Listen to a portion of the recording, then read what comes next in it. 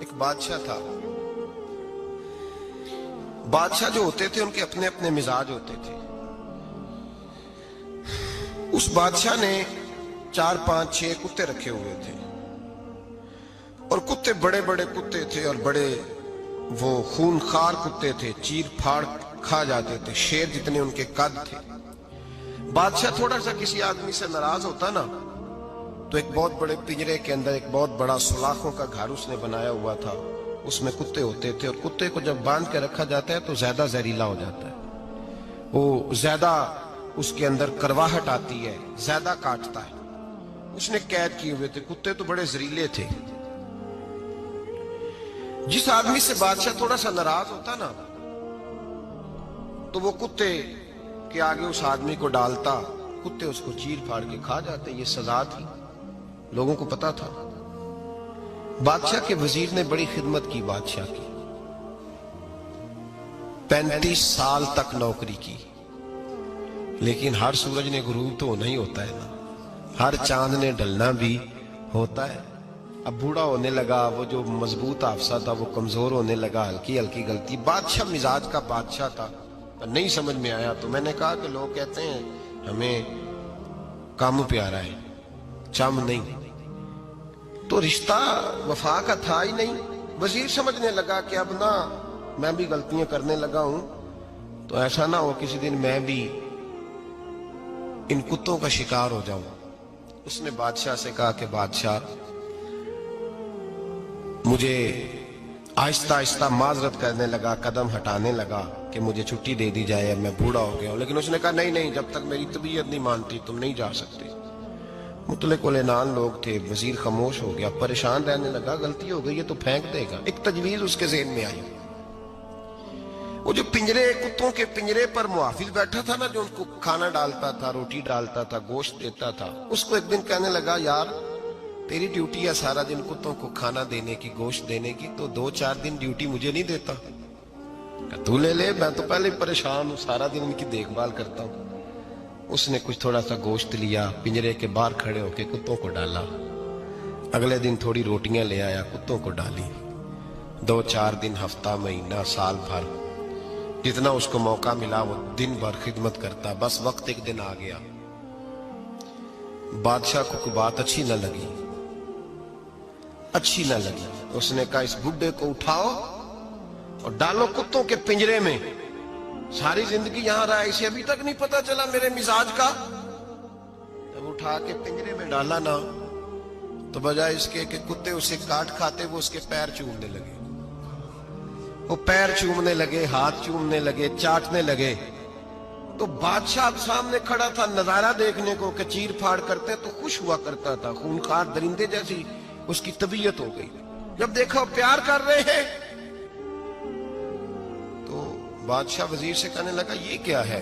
تو وزیر رو پڑا, کہنے لگا تو سیاستدان تھا تو میں بھی سیاستدان تھا, ساری زندگی سیاست کی لیکن دنیا داروں کے ساتھ رہا تو انجام یہ ہوا کہ مجھے اس پنجرے میں ڈال دیا گیا. دیکھ تو بہت بڑا سیانہ تھا اور میں بھی سمجھدار تھا, وزیر رہا, لیکن ہمارا روح کا رشتہ نہ بن سکا.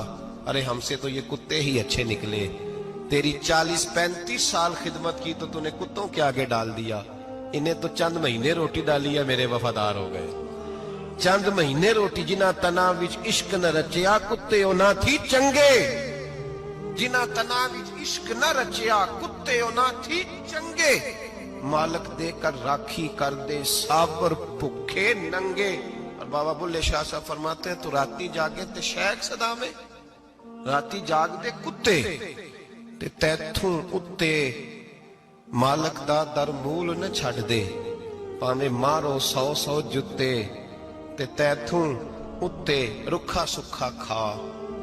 دنے جار رکھاں وچ ستے تیتھوں اتے ایک برکی دا قدر پچھانن.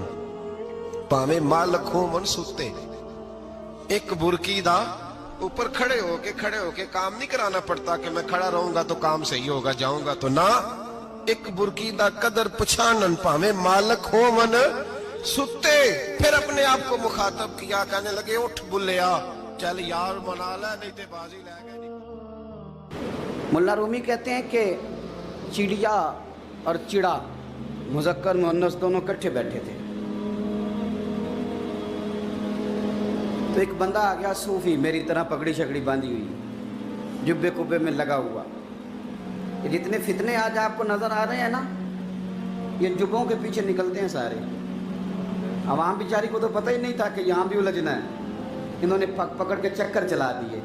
कभी कोई कहानी सुनाते हैं तो कभी कोई कहानी सुनाते हैं, कभी नहीं। और मैं शिकवा करने लगा हूँ, मुझे कर लेने दो। क्या तुमने कभी मईशत पर भी तकरीर की है? हुजूर ने मईशत नहीं दी? क्या तुमने कभी कौम को मुआशरत भी सिखाई है? ये भी तुमने बताया है कि जीना मरना कैसे है? वहाँ उलझाते हो जहाँ नौजवान कहते हैं कि यार तय कुछ नहीं हुआ आपके दरमियान अभी तक। जो कहानी सुना रहा था वो भी बड़े जज्बात में था, रो रहा था। जो रद्द कर रहा था वो भी जज्बात में था, रो रहा था। तो हम किधर जाएं? आपने कौम को किस दोराहे पे खड़ा कर दिया? शिकवा करने लगा हूँ। वो चिड़ा और चिड़ी दोनों बैठे थे। एक बंदा सूफी साफी आ गया, बड़ा जनाब, जुब्बा कुब्बा, बड़ी बात। तो चिड़िया चिड़े से कहने लगी उड़ जाएं, ये शिकारी ना हो। तो चिड़ा कहने लगा नहीं, शिकारियों का लिबास और होता है, ये तो दरवेशों का लिबास है, रहने दो, बैठे रहते हैं। उसने बड़ा समझाया चिड़िया ने, पर चिड़िया की बात मानता भी कोई नहीं ना। कभी कभी मान जाए करे फ़ायदा होता है। अब चिड़िया की माने कौन? चिड़िया को तो लोग छोटा जानते हैं। तो वो चिड़ा बैठा रहा, पर वो बंदा आया। आए हाय, आप यकीन करें, लोग मेरे पास आते हैं तो वली समझ के आते हैं। वो जो मेरे पास वली समझ के, दरवेश समझ के आया, उसे सवाब मिल गया। लेकिन अगर मैंने धोखा किया तो क़यामत में मेरी सज़ा बढ़ जाएगी। मुझसे मेरा रब पूछ लेगा वो तो ठीक था, वो तो तेरी पगड़ी दाढ़ी देख के आया था, तू अपनी बात बता, तेरे अंदर क्या था? तो वो करीब आया ना वो सूफी दरवेश, इल्ला माशाअल्लाह, उसने ना गुलेल पीछे छुपाई हुई थी। उसने गुलेल निकाली और मारी और चिड़ा मर गया। चिड़िया बड़ी परेशान हुई। उसने जाके बादशाह को शिकायत की, जंगल के बादशाह को, शेर को।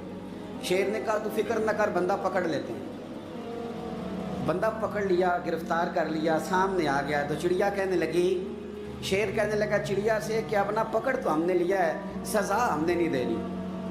अगर ये बात आपकी समझ में आ गई ना, मसला सिर्फ लीडरों का नहीं, कारकुन भी बड़े ख़तरनाक हैं। नाराज़ हो गए हो? मसला मुरीदों का नहीं, ये पीरों का नहीं, सिर्फ ये मुरीद भी नहीं कहीं हिलने देते। ये भी नई से नई कहानी रोज़ बना के लाते हैं और आके सुनाते हैं। सुनो, वो चिड़िया से कहने लगे, बादशाह सलामत, शेर साहब कहने लगे कि सज़ा तेरी मर्जी की देनी है, तू बता क्या सज़ा दे। तो चिड़िया रो पड़ी, कहने लगी बादशाह इसे सज़ा कोई नहीं देनी, एक बस हुक्म देना है